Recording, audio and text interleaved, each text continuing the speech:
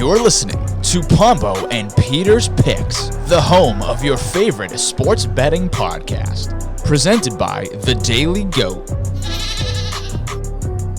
Hello and welcome to another episode of Pombo and Peter's Picks. I'm Jason Pombo with Peter Alves. How we doing, Peter? Pretty good. Week one's in the Bucs, and obviously Week two's upon us. We're just hitting our stride in football season, but best season of the year. Best season of the year. Yeah. Fair enough. So why you don't like it? Football season is the best season of the year. Yeah, Peter, I can't disagree with you. And I think this NFL season and collegiate season have been absolutely impeccable. I think week one in the NFL was great. I think weeks 1 and 2 in college football were great. I'm so happy football is back, and hopefully the content reflects that. I've had some football articles on dailygoats.com. We've been pretty football heavy on this podcast. So is a plethora of other podcasts on the Daily Goat. So happy football. Football is king. So, Peter, I'm not going to spoil all the fun, but we're going to have a special guest later on in the show. You're going to have to keep listening to find out who it is. Unfortunately, we have to bring this person onto the podcast. We kind of teased it last week a little bit. So if you didn't forget, this individual will be on later on in the show. If he says anything out of line, I'm kicking him in 5 seconds. So don't worry. I have some ammo and some data that'll refute his overall point, but we'll see how our mystery guest is later on. But Peter, let's talk about our bets this past week. So me in particular, I went 2 and 3. Not ideal, not the best way to start week 1 in the NFL season, but I did feel confident, and I was pretty disappointed by some disappointing performances. But all right, Peter, to highlight it, I was 0 for 1 with the Bucs -8. The Cowboys covered and played really well in that game. So I lost that one. I was wrong about the Washington football team, +1 against the Chargers. The Chargers won that one. I don't think that's your fault, though, because Ryan Fitzpatrick got hurt right in the beginning. Fair enough. And Washington was right in there with Heineke at the end and didn't get the job done. I was wrong with the Patriots -3. We'll get into it later. Damian Harris, hold on to the ball. Yep. I was correct about the Seattle Seahawks -2.5. That's right, Peter. Seahawks looked good. And then my premium pick of the week was also correct with the Rams, -7.5. They absolutely rolled over the Chicago Bears. So, Peter, how'd you do? I also went 2 and 3. I won versus the Broncos -3 because, as usual, Daniel Jones can't hold on to the ball and fumbles all the time. And Broncos look good, other than Jerry Jeudy's injury. And then the Rams -7.5. That was a national embarrassment by the Bears. And then I lost the Chiefs -6. Because the Browns actually made it close, and I feel like the Browns lost that game more than the Chiefs won that game. And then, as we said, the Patriots -3, my premium pick, lost at the last second. I thought that was going to hit, but obviously it didn't. And then the Packers -4 obviously lost because Aaron Rodgers is still in off-season mode and still in Cabo, I guess. So, Peter, I think this week should be better for us. What's the goal? Well, the goal is 5-0 every week, but what's goal is 3 and 2. I got to improve. So we need to get one game better than last week. So we think we can do that. We'll talk about our picks at the end of the show. So continue to listen for our 5 picks each we'll give you at the end of the show. We'll also give you our Survivor pick. Oh, we did win Survivor. Correct. We both had the Rams, and the Rams were victorious against the Bears. So we will give you our week 2 Survivor pick at the end of the podcast. So be sure to keep on listening.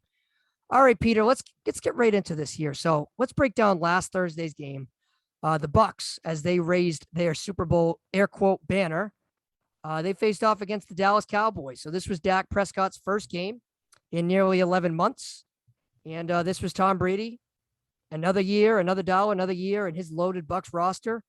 The game ended up being a lot closer than I anticipated personally, but the Bucs hung on to win 31-29.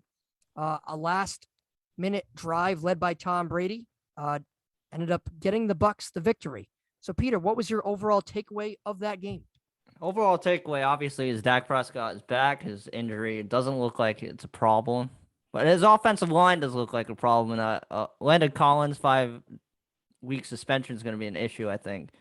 But on the other side of the ball, the Bucs just keep on rolling. It's crazy that even though Mike Evans had like 5 catches for 50 yards, Antonio Brown can just do his thing, and Gronk can never age, scoring 2 touchdowns, and they're just business as usual, I think. But Yeah. I think their running backs are going to be an issue because Ronald Jones still can't hold on to the ball. And Gio's nowhere to be found, which is a little weird. I thought that he was going to play more third downs. He didn't play at all. And call me old school, but I don't like the new numbers with everybody. Yeah. I didn't like that from the start. Tom Brady's alluded to that. So I don't like how Fournette's number 7 and he's out of the backfield. I'm like, what the hell? It's like college style, so it's different. But I think you hit on some great points. I think despite the fact that the Bucs won, they were sloppy. They really were. You talked about Ronald Jones's fumble, and fumbling has been a big issue in Ronald Jones's career. 2018, he didn't fumble, but in 2019, he had 3 fumbles. Last year, he had 2 fumbles.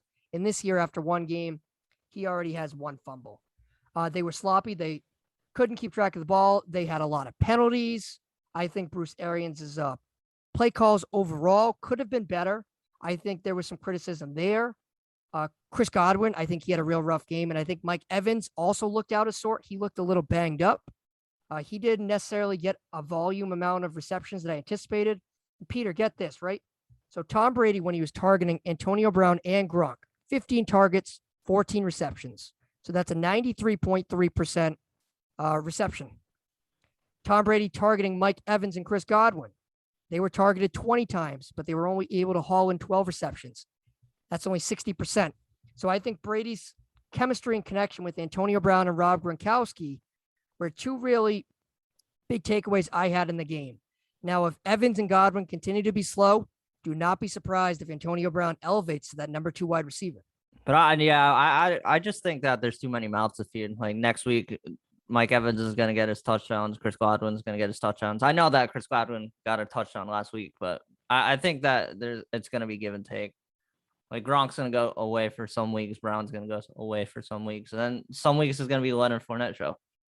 But for me, the one thing I necessarily noticed was when the rubber hit the road and Tom Brady needed to connect with somebody, he looked for Rob Gronkowski. He looked for Antonio Brown. Granted, Godwin on that final drive, he had that catch. But overall, Godwin, he cost the team earlier when he fumbled that ball in the end zone. So I think Godwin and Evans did not play their best football game. And Peter, I want to pivot from the Bucs a little bit. I want to talk a little bit about the Dallas Cowboys. So you talked about Dak Prescott. He threw the ball a ton, and he was mostly proficient. He was able to fit the ball into tight windows. He had a great connection with Amari Cooper multiple different times. But I think Mike McCarthy was awful in this game. I didn't necessarily love the game plan Dallas came out with. I didn't believe their offense was good enough to hang around with Brady's offense. But I didn't think it was that bad. Why? You wanted did. them to like run the ball more? Because Well, they can't run the ball versus the Bucs. You got to at least try. Zeke only had 4 carries in the first half. The pass rush in the first half was abysmal. The defense in the first half by Dan Quinn and Dallas was awful. Brady shredded them in the first half. And I thought that was really bad. How about Greg Zuerlein attempting a 60-yard field goal at the end of the first half? Yeah, that was awful. I guess. That was awful. Instead of just punting it, pinning him inside the 20, and the Bucs will probably just do nothing. The Bucs didn't do anything anyway, but you gave Brady the ball back at the 50-yard line. I didn't think that was good at all.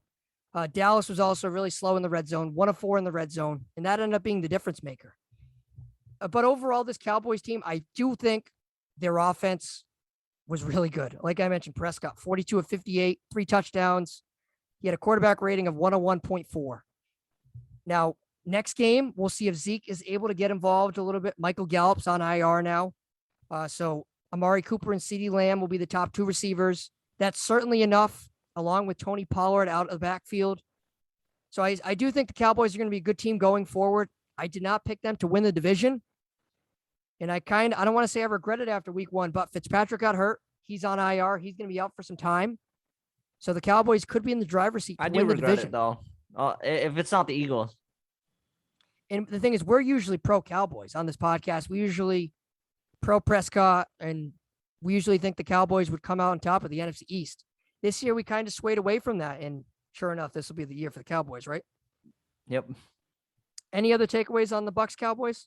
I liked how Micah Parsons didn't struggle in the second half. I thought he got exposed in the first half when he was covering Gronk or anybody, but because he was getting baited in the backfield every time. But, oh my gosh, especially in that touchdown pass to Gronk. Right. Exactly. Like Parsons in the first half, he was all over the place. especially in coverage. He didn't really know where to go. He kind of looked like a chicken with his head cut off. But in the second half, he tightened up, and the Bucs and the Cowboys defense overall tightened up in the second half. They were much better in the second half opposed to the first half, despite the fact that they lost the game. Now, what is your overall takeaway on that offensive pass interference call that wasn't called? No, I think that should have been called. You think it should have been called? Yeah, definitely. I don't have a huge issue with it because, I mean, look, granted, there was a lot of penalties in this game. It was the first game of the year. Ed Hockley, he was throwing the penalty flag around a lot. Yeah, I think that I think they called way too many flags as it is. Yeah. But overall, I was okay. I think that was a little bit of a sell job by the Cowboys defensive back. I was okay with that. I tell you what, I would have been okay with it either way. That's one of those bang, bang, 50-50 calls. So, I mean, I understand both portions of it. I don't want to ride the fence here, but I'm going to stand with the officials, and I think that at the end of the day, that was a right call. All right, Peter, let's move on. I want to talk a little bit about the Packers Saints.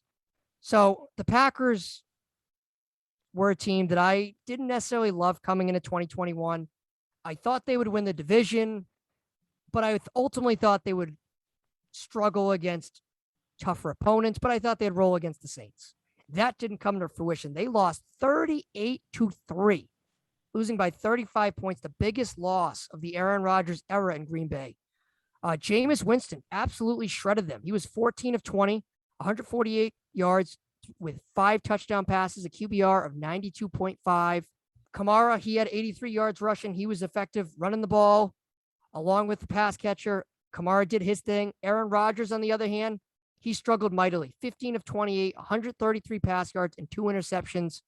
I believe Rodgers only had 5 interceptions all of last year. He had 2 this first game. Rodgers' offensive line was not good. Granted, he only got sacked once, but he was in constant disarray and constant pressure. And the Packers' defense was abysmal. Giving up 38 points to Jameis Winston is not ideal. And granted, it's only week 1, but I think it is some concern for this Packers team. Do you believe Aaron Rodgers' head is in the season? I don't think so. I think it's going to be like Tom Brady in 2019, where everybody knows he's done, like with the team, and he's just going to not overcome it like Brady does, because I don't think his head's all the way there. But I don't like the people that are saying that he purposely threw that game, because I don't think he would do that. Yeah, no, I don't think he threw the game like, I'm just going to come out here and lose 38-3. But I don't think he cares at the end of the day. Yeah, but like, so look, a lot of people defending the Packers are saying like, look, Aaron Rodgers is calm, collective in his post-game press conferences. He understands, look, relax. Remember the thing, relax, a couple years ago? This is different. This wasn't a typical offseason for the Green Bay Packers. Their leader, their captain, their franchise pretty much held out against the Green Bay Packers up until the start of training camp. He wasn't in the picture until end of July. Now, I think that impacted the Packers locker room. I think that impacted this first game. And I just don't think Aaron Rodgers and the Packers are good enough to just waltz onto the field and win games. I think there was no cohesion, and I think the Packers could be in some trouble here. Now, granted, they have a cupcake game next Monday night against the Detroit Lions. But overall, when you look at this Packers team, I think you should feel uneasy and be weary. Yeah, you got to see, like you said, versus the Lions, because if they struggle versus the Lions, it's all hell is going to break loose in Green Bay. Yeah. And tell you what, if the Packers don't win that game by 2 touchdowns or more, I think you should be concerned. If Jared Goff and the Lions only lose 24-20, I still think you should be very concerned if you're the Green Bay Packers. But as a Packers fan, I think you can win that division now with 8 or 9 wins. Easy. Me too. Because I think that division's soft. Because the Bears, I don't think are going to go anywhere with Andy Dalton. The Lions are the Lions. And I think the Vikings have major offensive line problems. Yeah. And I said that was the worst division in football this year. And I'm going to double down on that. That division is wretched. It might be the AFC South, though. AFC South is bad. I tell you what, I still think, I don't know. I think the Titans and Colts are at least respectable. And tell you what, 0-4 for the NFC North to begin the season. All 4 teams lost. And like you mentioned, I think all 4 teams are flawed. Lions are in a rebuilding mode. The Bears are in a rebuilding mode. The Vikings are kind of they should be in a rebuilding mode. And the Packers are close to being in a rebuilding mode once Aaron Rodgers leaves at the end of next season. End of this season, I should say. So I still think the Packers win the division, probably going 10-7 or 9-8, but you can't expect them to go to the NFC Championship game. You can't expect them to go to even a divisional round. I think they probably get bounced in the wild card game. Granted, it's all premature, but that's just how it's going to fall, in my opinion. Yeah, we got to see, obviously. All right, Peter, let's move on here. Browns Chiefs. So this game, shout out TJ Albin, was pretty much a game of two halves. So at halftime, the Browns were up against the Chiefs 22-10, and they were rolling. They looked like they were going to pull the upset, and a lot of people that took the Browns were feeling pretty good about themselves. But never count out Patrick Mahomes and Tyreek Hill and that Chiefs electric offense. The Chiefs ended up rallying in the second half to win 33-29. Patrick Mahomes was 27 of 36, 337 yards and 3 touchdown passes. And get this, Peter, Tyreek Hill and Travis Kelce, they lit the world on fire against that Browns secondary. The Browns secondary really had no answer for them. And ultimately that cost them the game because other than those two guys, they pretty much had everything.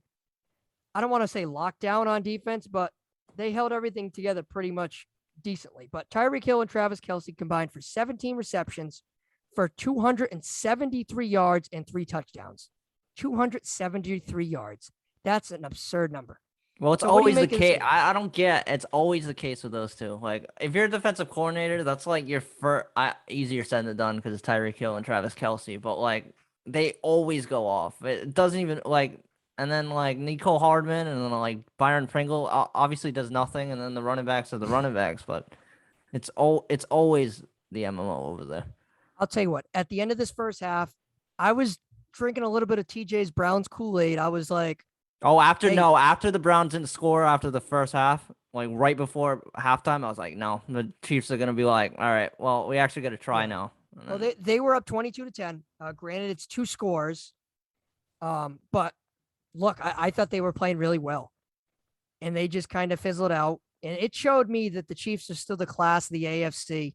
They're still the favorite.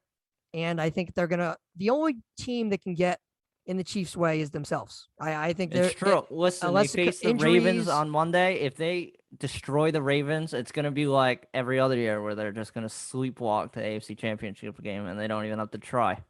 Yeah, and I could see a scenario playing like that. Their offensive line is better now, despite the fact that Mahomes got sacked twice, but on paper, it's better. They spent a ton of money on improving that, and they gave up a ton of draft capital to improve that area because they got to keep Mahomes healthy and upright. If they can do that, nobody can stop this Chiefs team, and I think that was apparent, as well as game planned, Stefanski and crew game plan the first half. Everything just unraveled in the second half. And maybe it'll be another learning experience, but I just feel like the Browns are always going to be that little brother team that can never get over the hump. But if you're the Browns, I liked what I saw with the Browns, and if you're Odell Beckham, stay away from that team.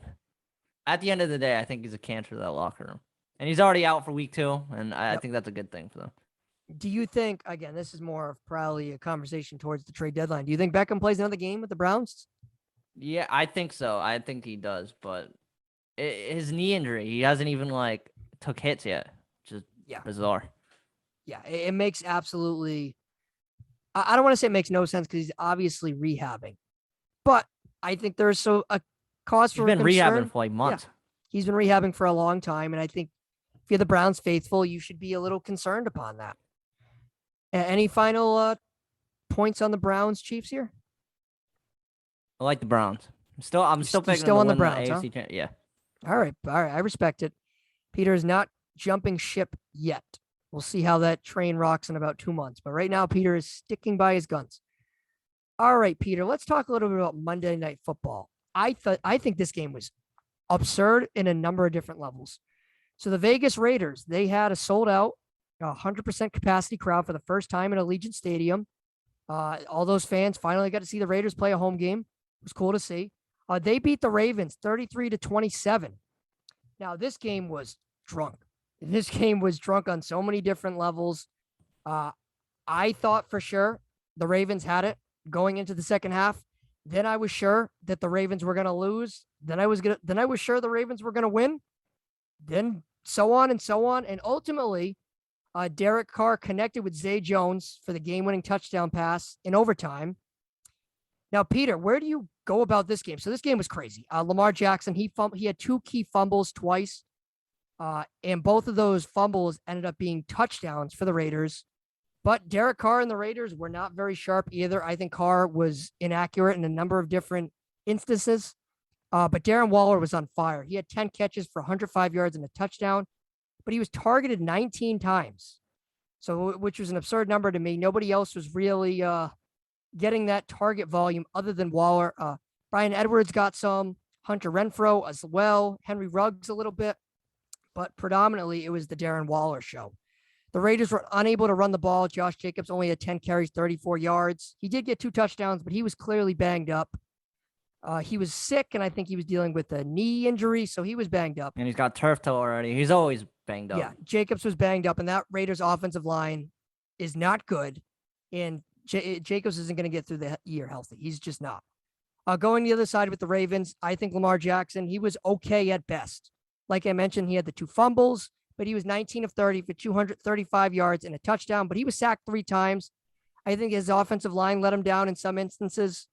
In this Ravens team, they pull running backs out of their ass. Tyson Williams, whoever that is, 9 carries, 65 yards and a touchdown. Latavius Murray, former New Orleans Saint, 10 carries, 28 yards and 1 touchdown.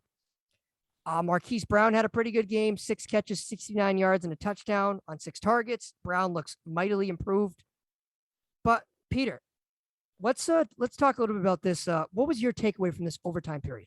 So, one, I think the Ravens are too run happy with Lamar Jackson as usual. I think that the past 3 years, I think he's destined to get killed. And I don't get how he doesn't get killed. And I don't get how you put your franchise quarterback like that. But I think that at the end of the day, I think that's Lamar's decision. And if he's proved us wrong a bunch of times, if you want to run for 1,000 yards, like 1,500 yards, go for it, I guess. And then the Raiders, I think it's just the Raiders being the Raiders because they always win. They always show us like they're 3-0 to start the season. They're like, oh wow, is this going to be the Raiders' year? And then obviously it's not going to be because going to my pick later, I think they're going to crumble next week versus Pittsburgh. But yeah, I don't know. I think it's just a bad game for the Ravens. I have to say, I had the Raiders being the most disappointing team in 2021. Now, John Gruden, he coached so dumb. It wasn't even funny. Did you see? Oh, you got to stop drinking the Kool-Aid on Darren Waller too, because didn't he coach Jerry Rice? Oh, absolutely, exactly. He's like, so John that's Gruden, the best person I've ever coached my whole life. I was like, yeah, what? he coached Jerry Rice, Sapp, John Lynch, all Hall of Famers. All right. Exactly. Like, I think that was a heat of the moment. Like, oh my gosh, we won kind of thing. I don't think Gruden meant that at all in his post-game press conference. But when you look at John Gruden, he coached awful. How about when they elected to kick a field goal, right?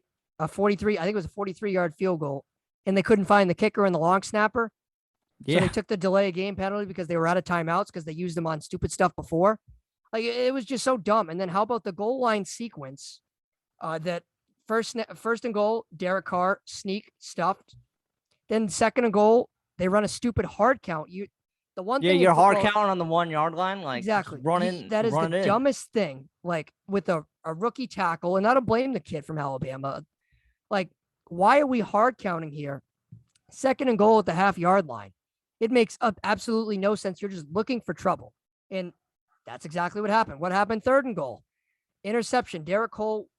Derek Carr with no touch throws a 98-mile-per-hour fastball, bouncing off people's helmets and intercepted. And then sure enough, Ravens get the ball. What does Lamar Jackson do? Takes some sacks, loses the ball. And then sure enough, the first snap, the Raiders I think it was the second snap, the Raiders had the ball. The Ravens sell out for the blitz, right? They're bringing 8 guys. And Derek Carr just heaves up a 35-yard prayer to Zay Jones. Zay Jones catches the ball, and the Raiders win. But I think you're ultimately right about the Raiders. I think I'm not buying them. I still think they only win 6 or 7 games. Derek Carr didn't look good. John Gruden didn't coach well. Jacobs isn't going to be healthy throughout the year. The Ravens secondary is decimated, so they really weren't able to deal with Darren Waller as well as they should have. And I think other teams like the Pittsburgh Steelers, yeah, that Jimmy Smith's injury for the Ravens is going to be huge, I think. Exactly. Marcus Peters, Like Yeah, it's already they're dealing with done. So they're dealing with tons of injuries. I think other teams are going to be able to game plan the Raiders a lot easier than the Ravens did. So that's my takeaway on the Raiders Ravens.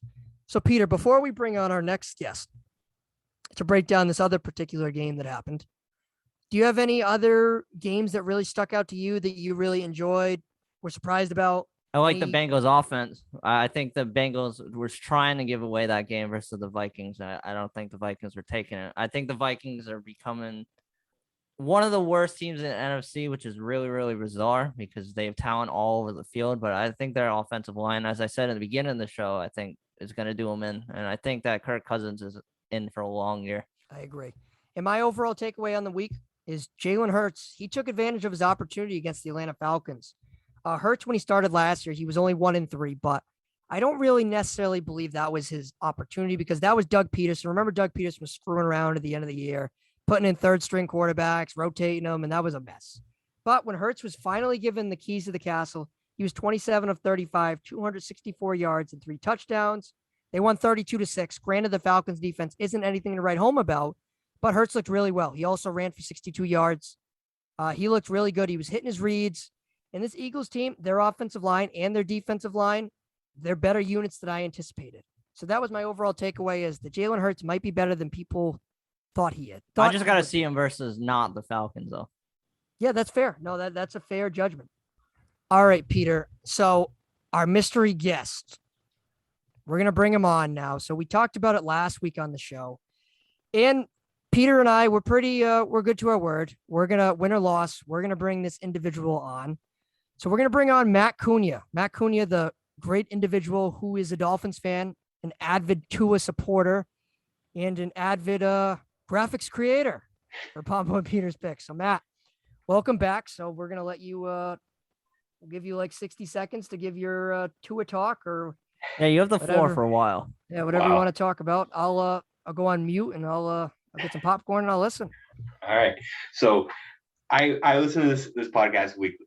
And every week there's always, Tua sucks, or like there's always something that comes up. And finally, I got my retribution on Sunday where Tua did everything he needed to do. I'm not saying he played perfect, but he did what he needed to do. And thank you, Damian Harris. I wanted to throw him out a window. Oh, side note, new person I hate in the Patriots. I hate Matt Judon. Judon's a beast. Why? Because he's in the backfield all the time? No, because he's just an angry man who just like causing trouble the entire time. He wanted to choke slam one of our coaches in the middle of the game. Hey, that's what Judon brings to the table. Former Baltimore Raven, and he's he's a picture perfect nasty Ravens linebacker. Like he's that Terrell Suggs mold, that kind of era. Angry individual. Exactly, like, exactly. Like you bring in one of those guys, you get that Ravens mentality. So Matt, I think Tua's performance was subpar at best. I'm going to call it I'm not going to say it was good. I'm going to say like 6.5 out of 10. I'll give him probably a 6 out of 10. I was saying 7 in my head. So I think you look at Tua, right? All right, I'll give you, this is tough because Matt's a Dolphins fan. Who would you rather have as your quarterback, Tua or Mac Jones? I'm not Mac Jones. I don't trust him yet. Okay, so you're still going to support Tua. I have them on the same level pretty much. Okay, so if they're already on the same level, I think that's somewhat of an indictment on Tua because Tua's got a year in the system. Mac Jones got about 3 months. So we'll see how it pans out. But I think Mac Jones, he performed well, 29 of 39, 268, and a touchdown, sacked once. Jones ranked 7th in the NFL in QBR this week. Actually 7th or 8th, whatever it may be. Yeah, in terms of the advanced analytics, he was top 10 and everything. But I think, look, the Patriots lost the game because Damian Harris fumbled. They had a plethora of penalties. I believe they were penalized 8 times. They had 4 turnovers. The Dolphins deserved to win this game. The Patriots had missed opportunities in the red zone, and that's pretty much what happened. Tua did enough to win, 16 of 27, 202 yards, a touchdown, and a pick. He was sacked twice. But when you look at Tua and the Dolphins, I think the Dolphins, the Patriots play a similar style where you look at them, they're probably going to be a run-first team. Granted, the Patriots and Dolphins have a different backfield. The Patriots are way too run-heavy, though. Way too run-heavy. I think they got to take the training wheels off of Mac Jones a little bit. Okay, well, Mac Jones dropped back to throw the ball I know, 39 but times. at the end of the game, they were running way too much. They're banking on that field goal. I don't think they're ever gonna score. You might have when you watch the game, I thought the same thing, but when you look back, and you sure McDaniels can be questioned on a couple of play calls, in particular that Damian Harris fumble because Harris was already gassed at that point. He was already banged up, which is fair. But you look at it, they threw the ball 39 times. They ran the ball 30 times. You want to round up. They threw the ball 40 times, including the sack. So actually, yeah, they had 70 plays on offense. They threw the ball 40 times. They ran it 30 times. Now, you look at it, but Peter, I said the same thing watching the game. I said they're very conservative, but look, when you have a rookie quarterback, that's what you have to do. I know, but if you're Mac Jones and you're stepping back and passing, you're completing 8-9 passes in a row, why don't you just let him sling the ball? That's fair. That's absolutely fair, but I think Trent Brown, he got hurt due to a calf injury. That's a bad injury. So it's actually, reportedly, it's not as bad as people anticipate. That's a bad injury for the Patriots. Yeah. You saw the difference the game took once he went down. When Trent Brown went down, everything changed. Justin Haran, who filled in for Trent Brown, he was bad. They brought in that Durant kid they traded from Kansas City, and he looked pretty adequate. But if I'm the Patriots, if Trent Brown is unable to go this week, this is what I do. I swing around Michael Onwenu to tackle, and I put Teddy Karras at guard. That's what I would do. Karras didn't play. He's primarily a center/guard, but I would move him to guard and move Mike Onwenu to tackle. He played a little bit of tackle last year. So that's what I would do if Trent Brown is out. But you look, when Trent Brown went down, I think Mac Jones, he had to make quick decisions. And for the most part, the decisions were accurate. I think he was decisive. He had a quick release. At times, I think the game plan was conservative, which I expected going into this game. The one thing I didn't expect was the turnovers, was the penalties, and I think that's ultimately what cost the Patriots the game. The Dolphins played smart. The only turnover they had was Tua's interception. That was a bad interception. Tua just kind of heaved it up. After the game, Tua said he got hit in the arm when he was throwing, and that's why it was supposed to go out of bounds, but it got misdirected. The one thing I'll say about Tua watching him in this season opposed to last year, I thought this year he would look a little bit more athletic, a little bit more agile, and he didn't really look it to me, honestly. Not saying he'd turn into Lamar Jackson. No, I do think he's more confident in the pocket, though. Oh, yeah, 100%. I think he's more confident. I think he's confident when the first read's there, but when the play kind of breaks down and he's forced to, whether it's work on the run, whether it's look for the second or third option, I think he starts to sweat a little bit. First read, boom, like those slants to Devontae Parker, money, bread, absolutely. But when Devontae Parker's kind of clamped up, I thought that Tua was a little average. So I think if Tua can develop that part when the first read isn't there, that's, I think, his next step of his growth and development. If he can do that, then he'll be just fine. If he can't do that, then, as Peter would say, he has to learn and adapt. Jalen Waddle looks real good, though. He does. I'm very happy with Jalen Waddle. They all do. They all do, honestly. It's Smith, Jamar Chase, obviously. We have Will Fuller coming back for 1 week till he gets hurt. I know Matt's a very. It's true. He's not on PDs anymore. So another Dolphin playmaker that really didn't get involved, and I was surprised, is Mike Gesicki. He's targeted twice, didn't register a catch, but I think Gesicki is going to be somebody that the Dolphins could rely heavy upon. They didn't in this game, but they didn't really need to. Their bread and butter was outside in that slant pattern with Devontae Parker and Jalen Waddle. I think those guys were great. If it wasn't for those two guys, I think the Dolphins lose this game. And you look at that, if you take away those guys, I think the Dolphins would have had a much more difficult time moving the ball, but they were great. Devontae Parker is a Patriot killer, has been for quite some time, ever since he torched Stephon Gilmore in 2019 in week 17 to that Dolphins victory. Since then, I mean, Parker's had their number. He had their number last year, and he had their number in week 1. So, Peter, when you look at this Patriots-Dolphins matchup here, do you think it would have been different if Stephon Gilmore played? Yeah, obviously, because I think that he would have shut down either. He would have been on Parker. Yeah, I think he would have shut down Parker at an extent. I think Jalen Mills is getting a little exposed. Yeah, Parker had that. I think Jalen Mills is in there way too much. Yeah, Mills had that one nice pass breakup, but he's a limited. He's more of he played a lot of safety last year in Philadelphia, but traditionally he's played a lot of slot corner. But Jonathan Jones plays a great slot corner, so they're not going to move him. And I thought for the most part, Jonathan Jones was pretty solid in this game. But Mills, he's inconsistent. And that's just how it goes. I think in terms of other guys in the Patriots defense, I thought Adrian Phillips was great. Playing that hybrid linebacker, Patrick Chung role, I thought he was really good. Devin McCourty was McCourty. He played well. The Patriots front seven, they got run over a little bit. The numbers, they're not going to blow you out of the water. The Dolphins only ran for about 74 yards in the ground, but the Dolphins converted on some key thirds down, especially on that last drive. That last drive where the Dolphins were able to get that key first down, despite the fact they had to deal with that holding, which made it, I think it was 1st and 20 or whatever it was. I'm close to it. The Dolphins were able to convert, and that was the difference in the game. I think the Patriots defense had trouble getting off the field, and that's ultimately what cost them the game. I think the Patriots, you take away the turnover, the penalties, they should have won this game. And I think this game is going to probably come back to bite them at some point in the year.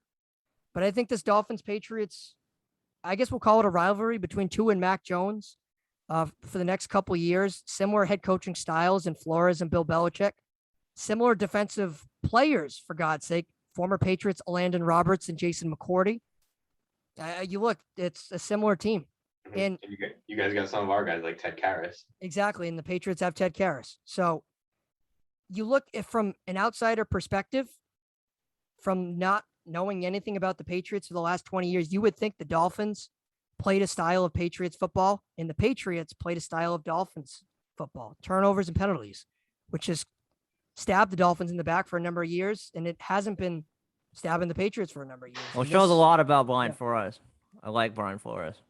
He's Flores, really nice. They do miss him as a defensive coordinator, I think. Yeah. Flores is 3-2 now against Bill Belichick and the Patriots. He's great at creating game plans. He's good at finding opponents' weaknesses. Right off the look, he absolutely saw that Jalen Mills was the weak link on that defense, tried to expose them as much as he possibly could. And I think he threw the kitchen sink at Mac Jones defensively. And I think Mac Jones answered the test. So I think he definitely did. He read all the plays correctly and his stat line definitely showed it with all the checkdowns. Like he knew the system he was going through, went for his first read, second read, and then just checked down every single time pretty much. So he knew how to manage the game correctly. Didn't give up didn't throw a pick, but he managed the game correctly. Yeah, I agree. And you talked about the checkdowns, and watching the game, I said the same thing, which it's not necessarily a bad thing. Ball's complete. It's better than it's better than a incompletion or a sack or a fumble or whatever. So Mac Jones averaged 7.2 yards an attempt, right? Justin Herbert averaged the same amount through his rookie season. So if Mac Jones can stay in that pace, that's the same pace as Justin Herbert in his rookie season last year. So that was something I was surprised about, because when you think of Justin Herbert, you think of those flashy plays, you think of those flashy 50-yard bombs to Keenan Allen, to Hunter Henry, all that last year. But if Mac Jones can average about 7.5 yards an attempt, I think this Patriots team will be okay. I think they're in a must-win game against the Jets. And I think the Dolphins are in a pretty good, interesting spot against the Bills this week. The Bills are coming off a loss to the Steelers, 23-16, where Josh Allen regressed. He looked similar to 2019 Josh Allen. So it should be an interesting output for the AFC East this week. So yeah, the AFC East can look extremely different. Let's say Bills lose their 0-2. Like, who would have thought that? And tell you what, if the Patriots somehow get up, let's say the upsets, let's say the underdogs win both games. Let's say the Dolphins beat the Bills, they're 2-0. And let's say the Patriots lose to the Jets. The Dolphins are 2-0, and the Patriots and Bills are 0-2. So granted, it's a 17-game season. It's the longest season in NFL history. But starting off on the right foot is key, and the Dolphins did that. The Patriots did not. So, Peter, Matt, you have anything else to add on that game? I'll let Peter go first. No, do you like Jacoby Brissett being in there for Tua sometimes? I think it's a little bizarre, but I think it's the NFL's MO with everybody. Just because he's lanky. He's about 6'5". I know, Yeah, but I don't get why teams teams do that with anybody. Other teams have done that before. I'm trying to Trey think. Lance was in for a play, and he obviously scored that touchdown. Like Taysom Hill is in there all the time. Like Fields is in there a bunch. Like that's different. Those are more guys that are actually an ability to get outside the pocket and run the ball. Jacoby Brissett's just there because he's a big dude, and Tua's not a big dude. He's got some meat on his bones. Exactly. Brissett, like I said, he's about 6'5". He's a big dude.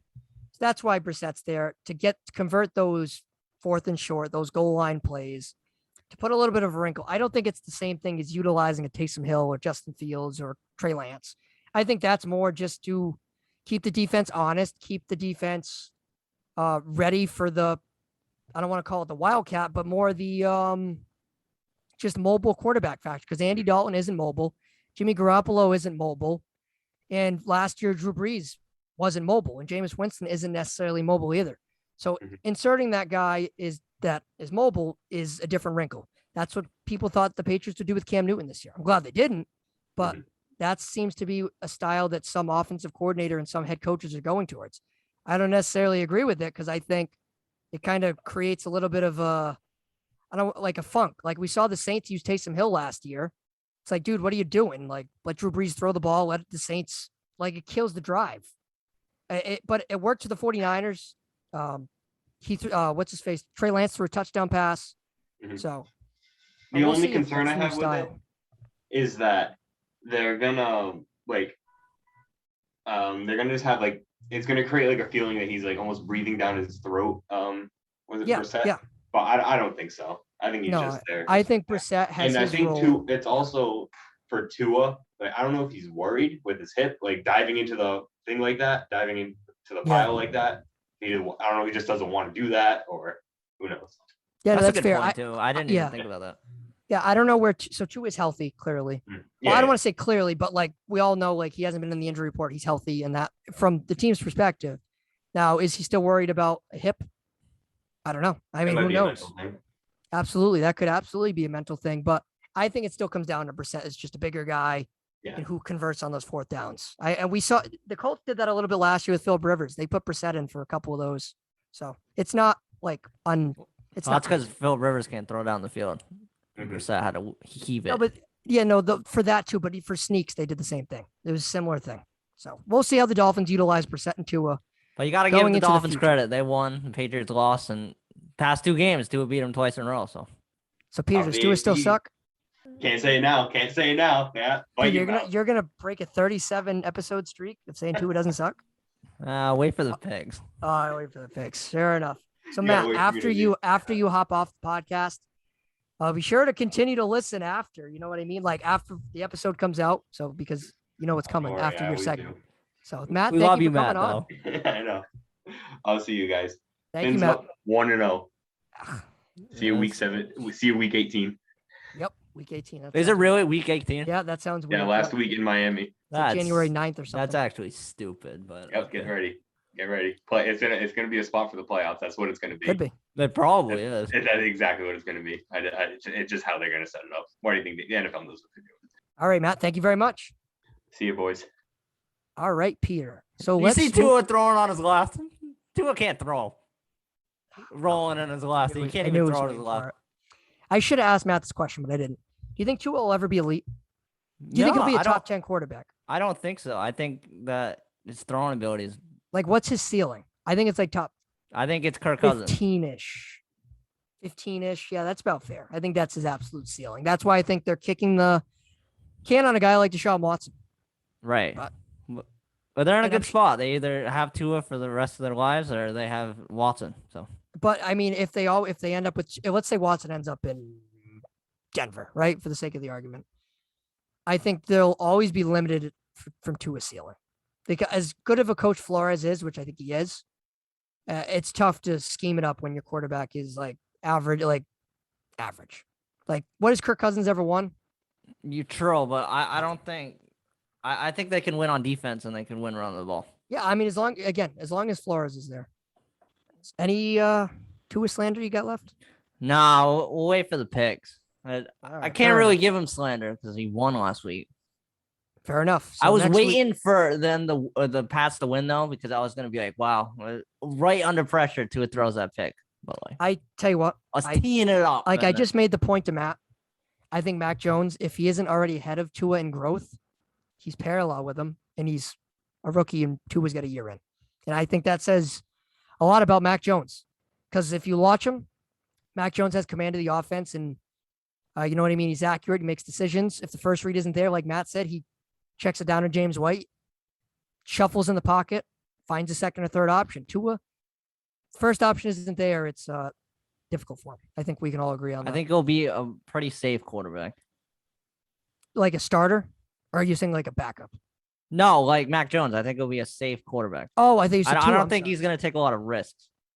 Yeah, and that's right now in his career. Absolutely, that's fine. All right, moving on to Peter. Let's talk a little college football quickly here. So, was it last week we had Brandon Carr on? It was, wasn't it? Yeah. Yeah. So we had Brandon Carr on, and we asked the question, Carr, who is the second best team in college football? We kind of debated it for, I don't know, 10 or so minutes. And it felt like the consensus argument was the Ohio State Buckeyes. So, Peter, Ohio State on cue. What did they do this past week? Lost to the Oregon Ducks. Ohio State falls to Oregon. And I'm not going to say their season is over by any stretch, but it's obviously not good for Ohio State. Ryan Day, their head coach, came out and said they will be going through real defensive adjustments, like the whole defense. So I don't know if they're changing their scheme or what, but not a good look for Ohio State. And man, I'll ask this question again. Who is the second best team in the country? Who the hell knows? But then again, who the hell cares? Who knows? Maybe Georgia. Maybe, right? Maybe Oregon. Or I'll give you another sleeper here. So Iowa beat Iowa State. Iowa, I mean, they have 2 wins now against ranked opponents. They moved up to like number 6. So they were like number, I think it was 11 or 12. Not saying they're the second best team in the country, but they could be something going forward. And my last point about college football I want to say is USC fired their head coach, Clay Helton. USC is pretty much known as being one of the best head coaching options in college football. And even in terms of, I was reading a tweet that said, like, offensive coordinators would, no matter what situation they're in, would take this job at USC. Any college coach would take this job. Like, this is a marquee job. Rumor has it they like Erica Bieniemy, the Chiefs offensive coordinator. So, like, what do you think of the USC job? Do you think Urban Meyer takes it? Like, do you think it'll just be a guy in college? Maybe that's why Eric Bieniemy hasn't made a coaching job, because I think that he could have got hired the last 2 years. Ooh, that's an interesting conspiracy theory. Unless he's waiting for Andy Reid to walk away, but I don't know. I don't think so. I think Reid's going to be there the next 5-7 years. Especially with Mahomes, and just keep on going. But yeah, I don't know. Maybe that's why he hasn't taken a job yet. That's an interesting conspiracy theory, and I'm not going to really push against it. So Urban Meyer was someone that everyone was like, oh, shocker, right? Here we go. Urban, you're going to quit again. But he emphatically denied it. Colin Cowherd of Fox Sports reportedly talked to people close to Urban Meyer, and they were both like, nope, no shot. And I think Cowherd's pretty plugged in with the Urban Meyer camp. Listen, maybe he should, though. He should save himself from getting fired. Oh, no, like, should he? Should he? Absolutely. And tell you what, like, when Meyer probably gets fired at the end of the year and USC ends up hiring Bieniemy or James Franklin from Penn State or something like that, Urban Meyer is going to be like, damn, because USC is a real job. Like, that's like, right. Yeah. Like, that's right up there with like the Alabamas of the worlds, like the LSUs, the Texas, like that's right there. That's like the West Coast mecca of college football. Granted, UCLA is looking really good with Chip Kelly and stuff, but wouldn't that be something if Bieniemy ended up there? And wouldn't it also be something if Bill O'Brien ended up over there? That's another name I kind of see floating around. Bill O'Brien from Houston down right now. He's the offensive coordinator at Alabama. Could he find his way down USC? I don't really see it because he doesn't really have any West Coast ties. Those guys usually go with people that know the West Coast. And Bieniemy knows the West Coast, so that would be cool to see, though. For sure. All right, Peter, why don't we get into our picks, right? The moment everyone's been waiting for. All right, so, Peter, I know you've been really teasing some Tua slander, so why don't you lead off here? All right, we can get that out of the way. I have the Bills minus 3.5. That's my premium pick of the week. I think that the Bills are going to have to make a statement on the Dolphins. I think the Bills defense is better than the Patriots. I think they have a better scheme than the Patriots do. I think they got low-key nationally embarrassed versus the Steelers, and I don't think they can afford to be 0-2. I think they're going to destroy the Dolphins. And I think that Tua is going to have a pretty tough day, to be honest with you. Not like a really, really tough day, but I think they're going to be in the backfield more than the Patriots will. All right, then. Well, all right, Peter. Fair enough.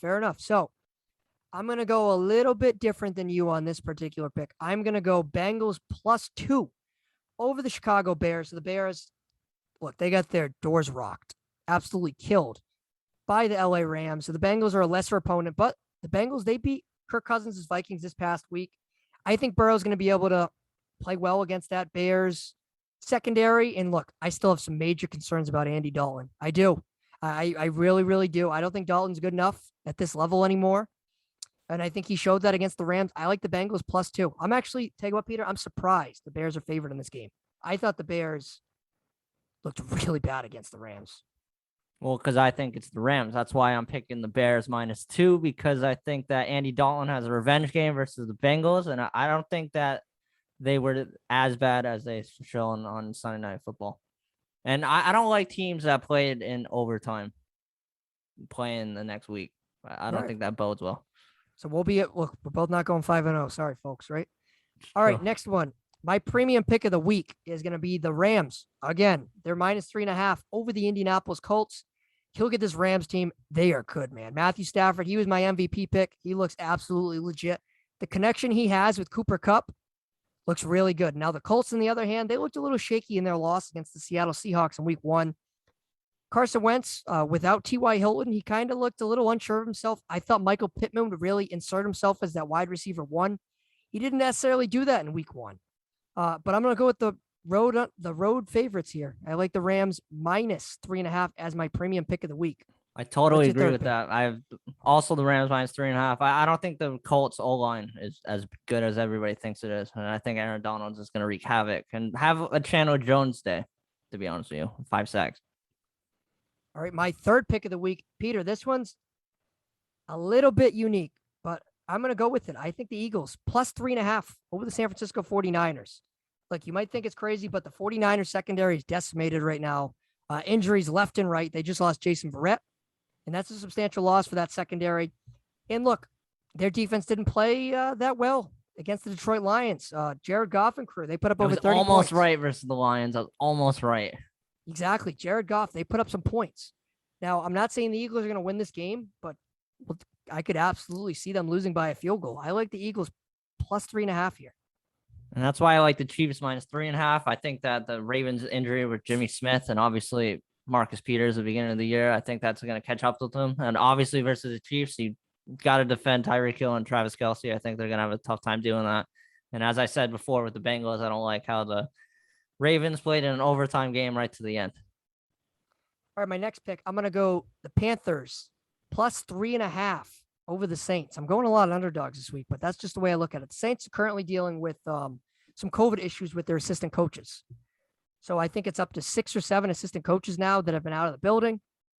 It's unclear who those coaches are, but certainly positional coaches, you would think. So with the kind of COVID uncertainty going, I think the Saints win against the Green Bay Packers was more an indictment on the Packers than the Saints. I don't think Jameis Winston is as good as he showed in week 1. And I think they're going to struggle. I told you how much I like Sam Darnold and Matt Rule together. I like the Panthers +3.5.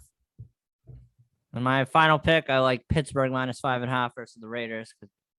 I'll keep hammering this. The Raiders were obviously in the overtime game. And isn't this the typical Raiders? Like, they're on top of the world and then they're going to get crushed by the Pittsburgh Steelers. Yeah. My fifth and final pick, I'm changing from what I was originally going with. I'm going to go with the Chiefs -3.5 over the Ravens. So the Chiefs, right, facing that decimated Ravens secondary, and Lamar Jackson really has got his ass kicked by the Chiefs every time he plays them. You know what? I don't want to say an ass kicking, but it feels like the Chiefs have his number. Well, he's 0-3, right? Yeah, 0-3 against him, you know? So I like the Chiefs here at -3.5 over the Baltimore Ravens as my final pick of the week. Any final thoughts, Peter? And my survivor pick is the Browns versus the Texans. I don't think the Texans are as good as we've shown because obviously they're facing the Jags. And my survivor pick, I'm going to go with the Tampa Bay Bucs over the Atlanta Falcons. Bucs are at home, and you already saw Tom Brady trolling the Falcons with his social media Was that video. on purpose? Probably. I absolutely think it was on purpose with the 3:28 time in the back. Tell me that wasn't the funniest thing in the world. I'm going to roll with them for my survivor pick. All right, Peter. So that'll wrap up another episode of Pombo and Peter's Picks. Next week, we'll have another 5 picks for you, breaking down some more NFL action, breaking down some more college football. Maybe we'll get into some Major League Baseball talks as the postseason really starts to heat up. Maybe not for the Red Sox, but for everybody else. 2 weeks, and the Red Sox are absolutely scuffling, and their team can't get healthy to save their life. Peter, don't worry about the Red Sox right now. It's football season. So let's get to it, and everyone enjoy week 2 of the NFL season and enjoy Thursday night football tonight. Stay hot.